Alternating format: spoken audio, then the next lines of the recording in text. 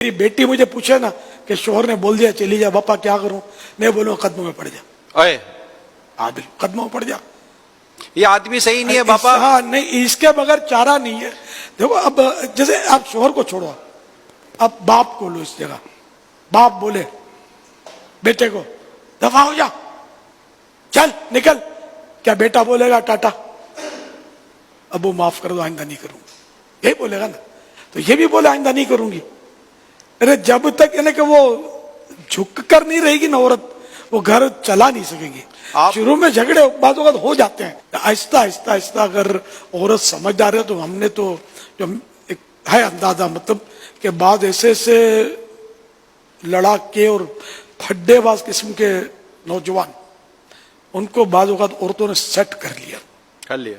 इस समझदार हो औरत सेट हो जाते हैं। जिनको पुलिस की मारे सेट नहीं कर सकती, बीवी सेट कर सकती है, मगर वही नरमी, हिकमत अमली, मुस्कुराहट और गुस्से का जवाब गुस्से से नहीं प्यार से देगी, वो घर में घर की मलका बनेगी, रानी बनेगी। आप अपनी बेटी का घर आबाद करने पर यूं इन्हें मदनी फूल दे रहे हैं कि मेरी बेटी का घर टूटे ही नहीं बस किसी सूरत। जी टूटना नहीं चाहिए यार। वैसे लड़कियां ज्यादा पैदा हो रही हैं, तबाही मची हुई है चारों तरफ। अब ऐसी में जिसकी मुश्किल से शादी हुई, लाखों रुपए खर्चा हुआ, अब बोले कि मैं जा रही हूँ, क्या यार, गुड़े का खेल थोड़ी है शादी यार। इस तरह मतलब बात बात में घर तोड़ देते हैं, तलाकें हो जाती हैं, लेकिन ये नहीं होना चाहिए। घर आबाद रहना चाहिए। बेटी का जहन बनाना चाहिए कि बेटी अब सुखे दुखे टाइम पास कर, अल्लाह करेगा तो कल अच्छे दिन देख लेगी।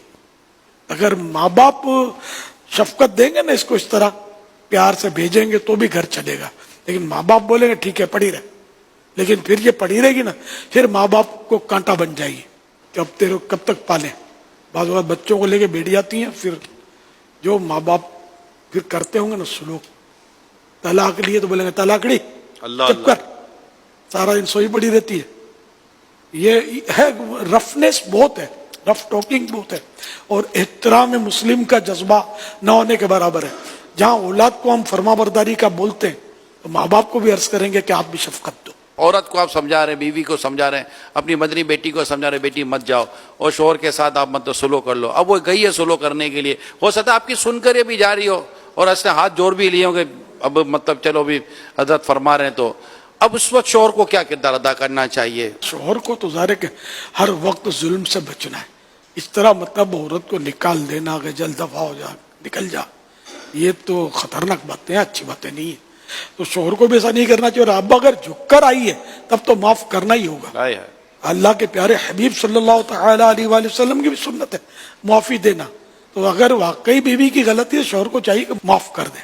और हदीस पाक में ना कि कोई मुसलमान अगर अपने भाई के पास माफी लाए और वो माफ नहीं करेगा तो हौज़े कौसर पर आना ना मिलेगा। ये तो बीवी है, यहाँ तो मामला सिले रहमी का भी है। ये निकाल देना करना ये कुछ सिले रहमी नहीं है। आपको भी अगर आपने जुल्म किया तो माफी तो मांगनी पड़ेगी और तौबा करना होगा। शोहर को भी तौबा भी करनी होगी, माफी मांगनी होगी अगर उसने कोई बिला इजाजत शरई ऐसी हरकत की है। तो दोनों एक दूसरे से माफी तलाफी कर लें और अपने घर को चलता रखें। शैतान ने आकर बोला होगा देख माफी मत मांगना, सर पे चढ़ जाएगी। अब ये सर पे चढ़े या छत पे चढ़े, आपको अल्लाह रसूल का हुक्म मानना है, उसकी बरकतें इंशाअल्लाह आप देख लेंगे। जिसका कसूर हो माफी मांग ले, इंशाअल्लाह घर चलेगा। चलेगा नहीं मदीने की तरफ उड़ेगा इंशाअल्लाह।